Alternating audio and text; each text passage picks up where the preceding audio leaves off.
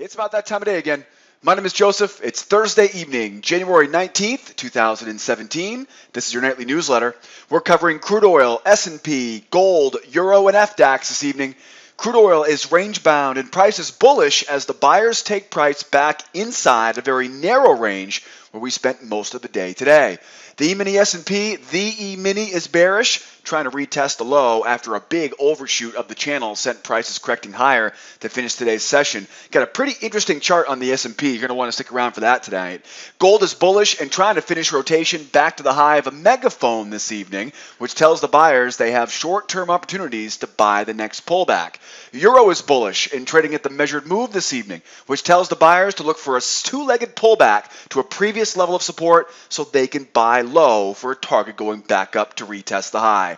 And we'll wrap up with the FDAX. The FDAX is bearish and trading at the measured move this evening, which tells those bears to be looking for selling opportunities after a two-legged correction off the low. Boy, we've had a great week. I have another great newsletter in store for you guys and gals tonight. Before we jump into our charts and take a look at the strategy for tomorrow, I want to remind you the only place to watch the full-length version of this video is on our blog at sidewaysmarkets.com. If you're watching this video right now on the YouTube channel, it's only a small portion of the whole entire video. Not to worry, there's a link in the description of the YouTube video. Follow that link and come join me on the blog at Sideways Markets for the full-length version covering all 5 markets. While you're here, don't forget, join the mailing list. I'll send you an email every evening when our nightly newsletter goes live. Follow me on social media. You'll see the links in the lower left-hand corner. I'm always posting fun stuff on social media throughout the day.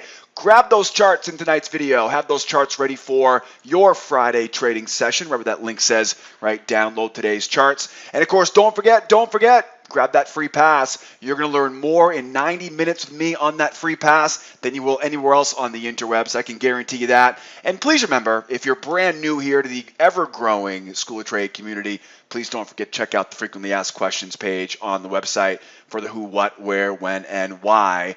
Hope you guys had a great week so far. Boy, oh boy, this has been an exciting week. Third week of the month. We got a little bit of chop and slop here today across the board. We got some real interesting charts. So hold on to your helmets here. Be up to those charts in just a moment here. We get some real interesting charts to look at tonight. Before we get into those, though, let's make sure we have the calendar prepped for tomorrow. We made it through the Yellen speeches here this week, right? Tonight we got some news from China. We got retail sales, industrial production, GDP at 9 p.m. So, of course, whenever we have big news, big red star news from China, you want to be aware of that if you're trading the Asian overnight session, leading into Friday morning. Going into Friday morning tomorrow, of course, it is a Friday. You know what I always say about Fridays, early in, early out. Remember, end of the week, end of the month, end of the quarter, end of the year, traders take bigger risks, so be careful at the end of the day on Friday. I always recommend around 11 o'clock on Friday, It's check time, Time to cash the paychecks, get ourselves finished up for the week. I need a really good reason to be trading after 11 o'clock and getting into new positions after 11 o'clock on a Friday morning, so keep that in mind. We got retail sales tomorrow at 4:30 from Great Britain, CPI, our good friends in Canada, of course, retail sales. That's pretty much all you got. None of those news events, really, by the way, are really considered to be market moving events. I realize they are listed as red star news events, but I'm not expecting much. If we do get a movement on the needle, it would probably be with crude oil reacting to the news from Canada, of course, big export in Canada being crude oil. So other than that, though, I'm sure we'll continue to hear lingering things coming out about the inauguration, about the Brexit vote, So we'll keep our eyes and ears open tomorrow as far as any kind of unannounced headlines hitting. There's going to be something crazy that happens, We can't go a day in today's world without something crazy happening tomorrow. So we'll be in the trade room tomorrow, live in real time tomorrow morning with all of our students in the trade room at 8 o'clock Eastern time. And we'll keep our eyes and ears open for any unpublished or unscheduled news events for tomorrow. You do the same. And again, tomorrow's a Friday, so early in, early out, Wrap those days up early and enjoy the weekend. Get a ton of great sports on television this weekend. I got some family coming in town. Be rooting for my Patriots here in Los Angeles. All right, let's jump in. I don't want to get too much ahead of myself here. We're only as good as our last trades. Let's get ready for tomorrow. First of all, crude oil is range bound. Look at this chart. By the way, I should have had a disclaimer go across the screen here. I won't think anything less if you get the kids out of the room right now. This is a pretty ugly one. This is a pretty bloody chart here. This definitely is probably the ugliest day we've seen on crude oil since the end of last year, right? It was a real narrow range day today. So, well, let's jump right in. We're range bound, clearly range bound, and price is bullish as the buyers take price back inside that narrow range where price spent most of the day today.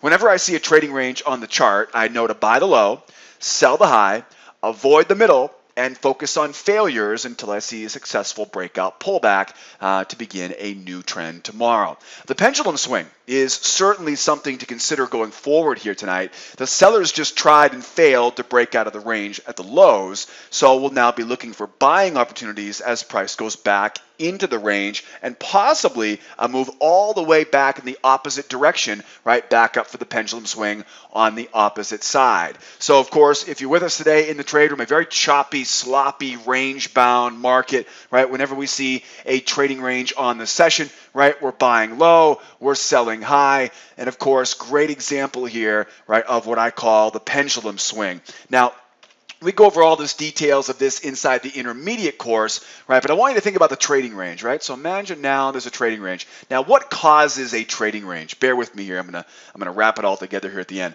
right? What causes a trading range? A trading range is caused by the buyers and the sellers agreeing on value, right? Agreeing on price. Now, there are probably millions of different reasons why, right, the buyers and sellers may agree on price. I'm not going to worry about the why, but whenever I get into the trade room each morning at 8 o'clock Eastern time, we see the market trading sideways, double tops, double bottoms, I know that for whatever reason, the buyers aren't bullish, right, the sellers aren't bearish, okay, we're balanced. Now, what happens is whenever we have a trading range, right, there are going to be traders out there that can't resist the temptation, or they're going to straight read it wrong. And what happens is you'll have the market that tries to break out of the range, right? So this is going to be, of course, right, a breakout.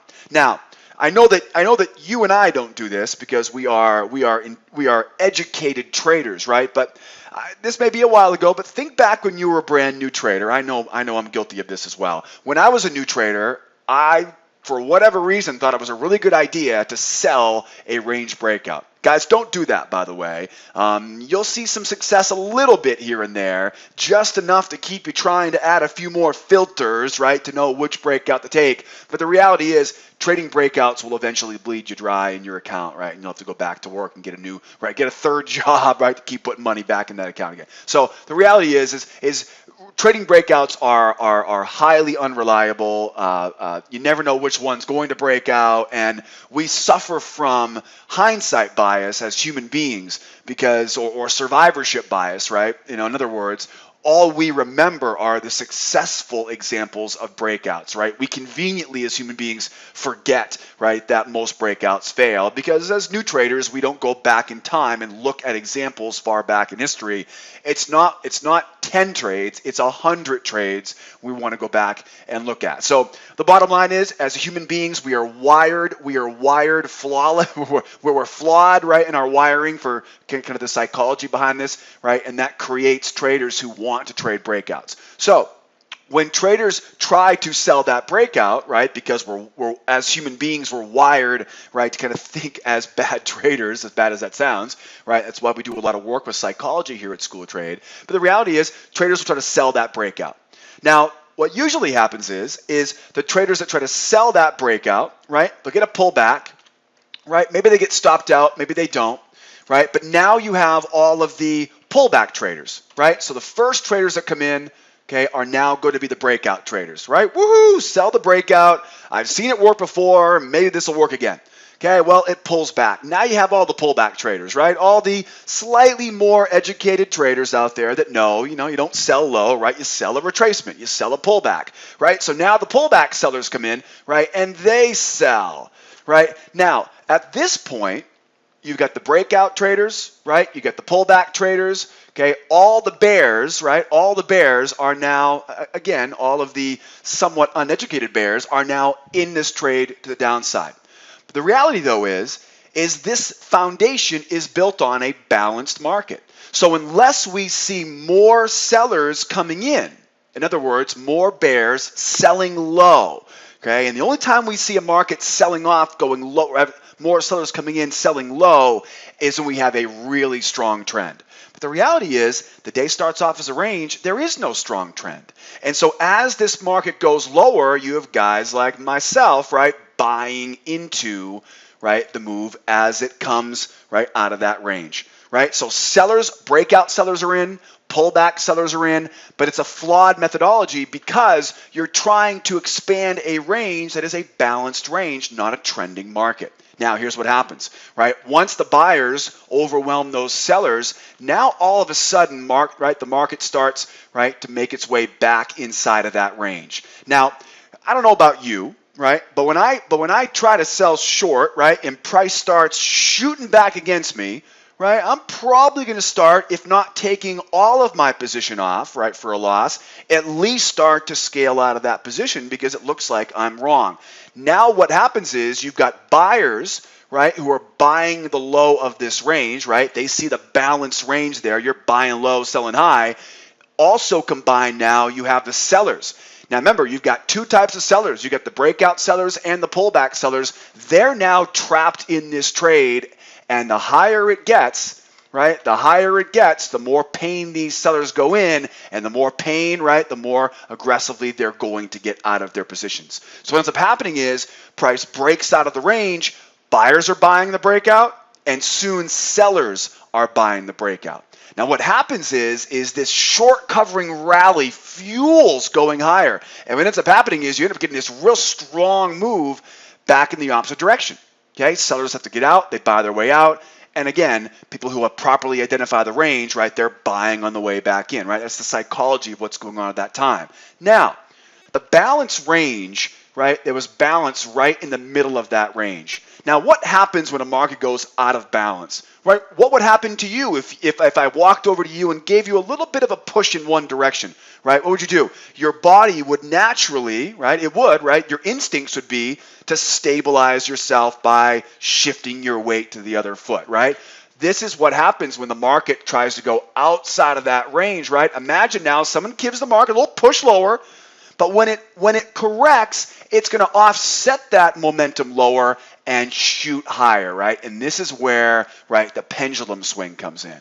So I'm going to use the term pendulum swing because we know the market's balanced. We know that the breakout sellers and the pullback sellers are going to try to run this thing out. And you know what? Sometimes they're successful. Sometimes they are. Most of the time they're not.